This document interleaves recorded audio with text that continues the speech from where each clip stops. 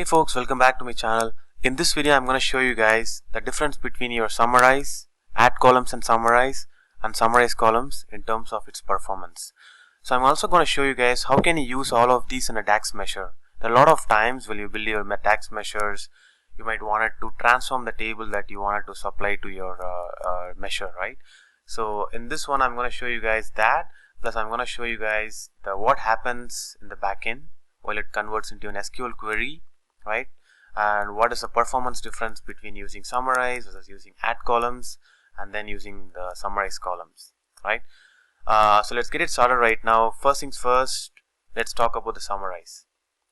So let's create a new table here, new calculated table. So new table, and then I'm gonna say this is my summarize table. Summarize table is equal to summarize, right? If you see the syntax, it needs a table, it needs a group by column name 1 and then column name 2, as you can add a number of group by columns, and then you can add a measure in which you will just give a name for your measure, and then what is the expression, a into b, a divided by b, or sum of a, sum of b, whatever it is, that's the expression, right? So let's first things first, let's say I'm gonna get the number of products and then their sales, right? That's what I wanted to do. One column I want the products and the second column I want the sales. So I'm gonna get the product name from the dimension table. So name is gonna be here, which is, should say English product name. Just an FYI, I'm just using the same data model from our AdventureWorks data warehouse database, which we use in our previous videos as well. So I'm just taking the fact internet sales, all the related dimensions from that, and you see in this one I'm going to use the English product name from the dim product dimension. And then here the second column is going to be sales, and then that's going to be the sum of sales amount, right? Sales amount, yeah, that's the one. Alright, so now I'm going to show you how this looks like. So this one has how much? This one has 130 rows.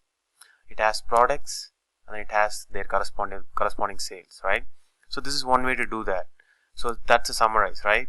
So it's fairly straightforward. You will have your product name. You can also add a bunch of different things. Let's say, for example, you can add your year, calendar year, or maybe that might not be useful in this case.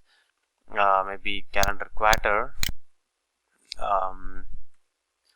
So let's say in this one, what it's going to show is it's going to add another column to your table, to your calculated table. It's going to say product, it's going to say the sales, and it's going to show you the calendar quarter, right? Alright, so now what I'm going to show you is I'm going to build the same product name and sales table using your add columns on top of your summarize. So the best way to do is basically I'll show you another one using the add columns on top of summarize, right? So let's create another table. Basically, let's just go here and then say, let's just go back and then say new table. So this is going to be add columns and summarize. So let's name the table just like that, add columns and summarize. Why do you use add columns? I'll tell you exactly. So add columns is just going to add a column, that's it. So if you see add column, it just returns a new column specified by the DAX expressions. So it's going to take a table and it's going to add a column. You can create a name for your column and you can see the expression of the column, like a calculated column. That's what it does. But I'm going to show you in an easier way. I'm going to again create summarize. I'm going to use the same fact table, fact internet sales, again same product name,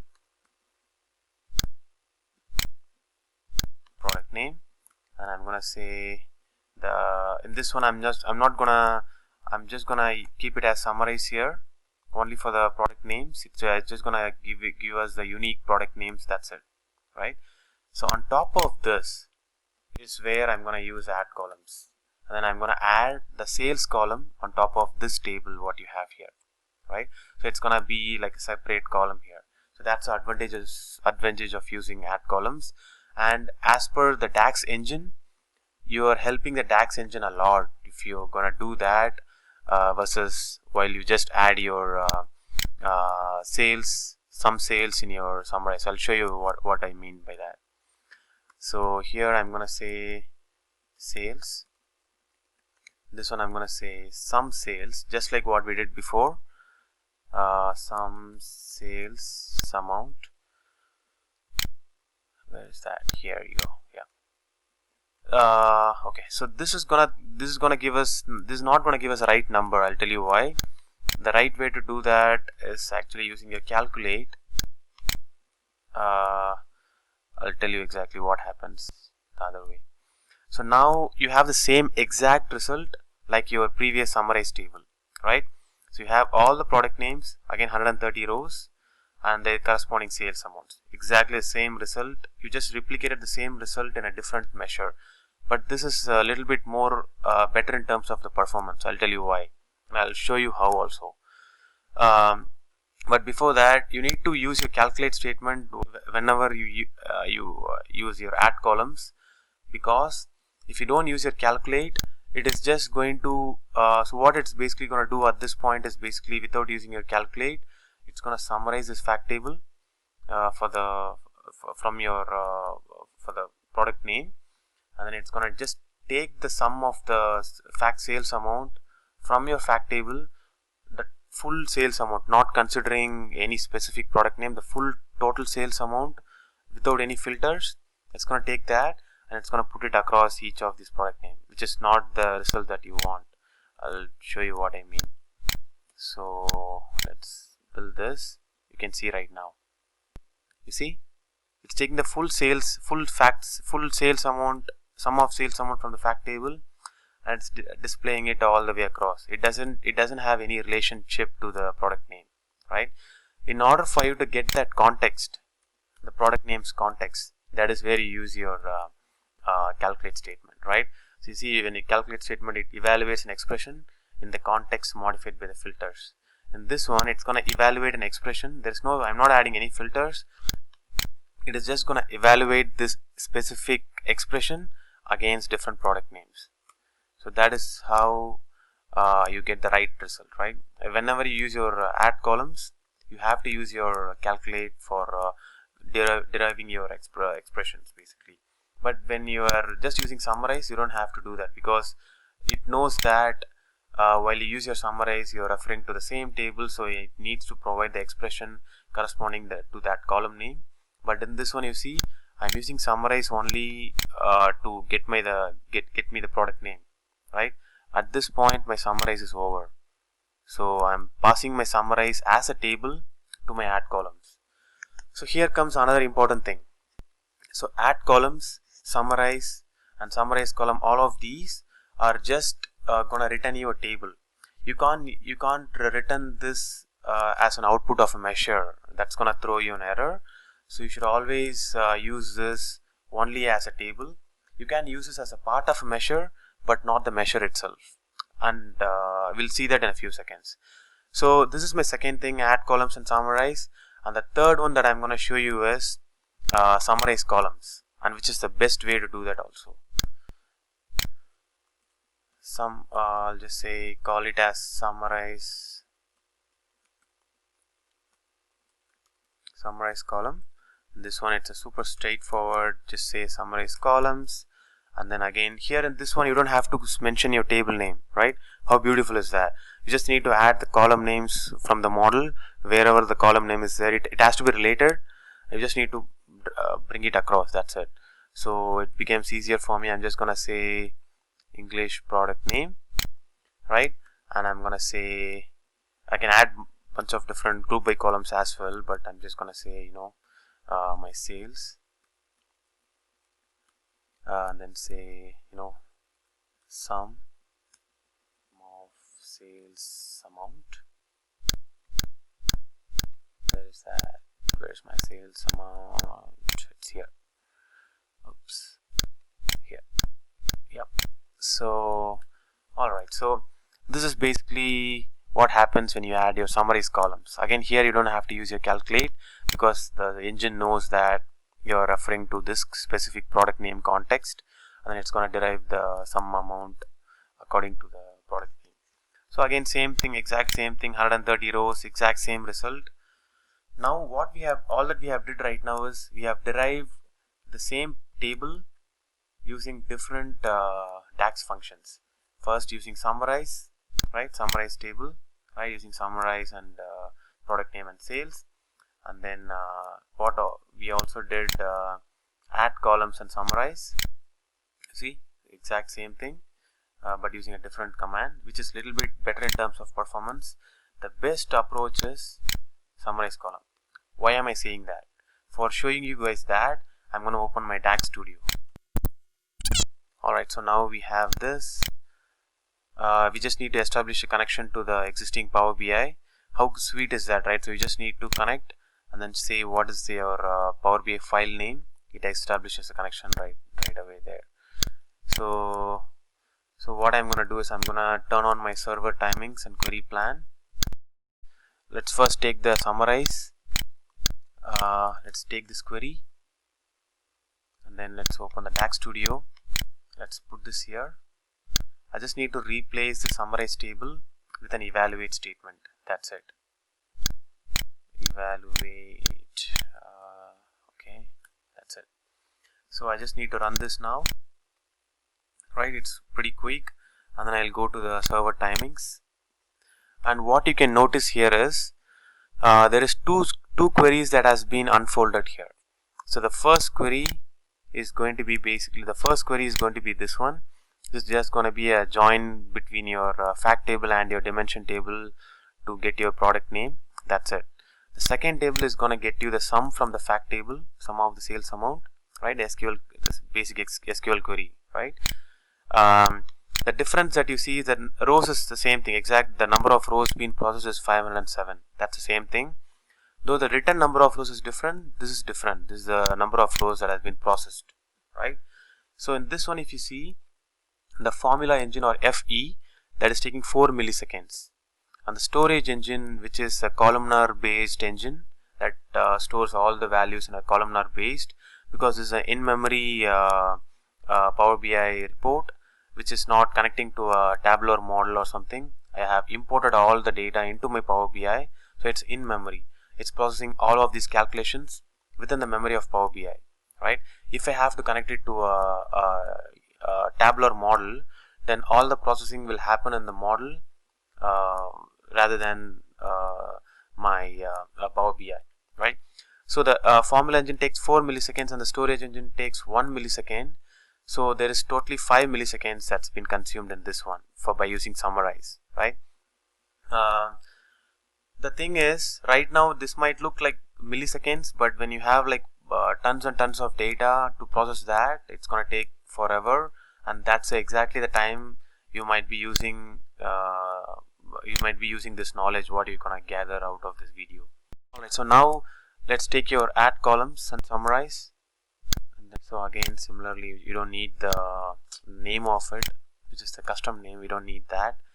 So now I'm going to run this.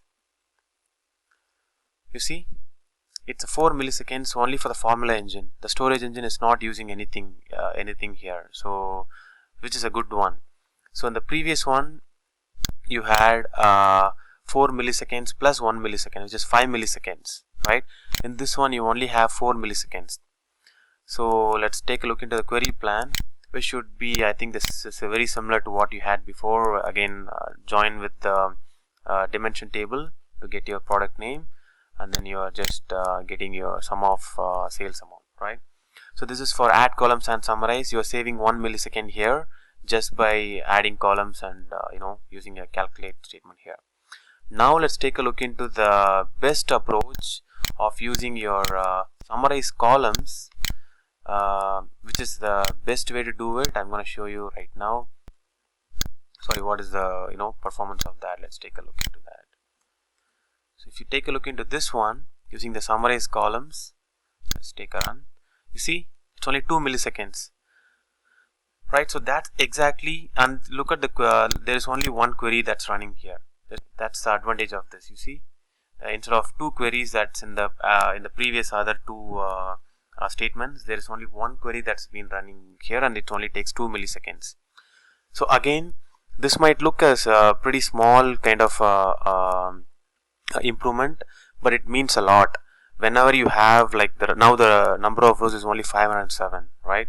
When you have like millions of rows or billions of rows, when you wanted to parse through those number of rows to get your measure done, that's exactly when this comes really handy. That's when you have your you can optimize your summarize command using your summarize columns, right? So that's what happens. Alright, so now what I'm going to show you is create a measure and then show how to use the summarize and all of these. You can choose any one of that, like I'm going to choose summarize here in this case, and then build a measure on top of that. So let's create a, like we discussed in the previous videos, the best way to create a measure is to have a separate placeholder. I'll create a new table called as measure.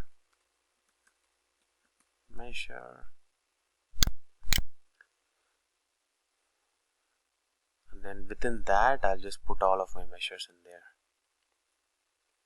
So my measure table is here.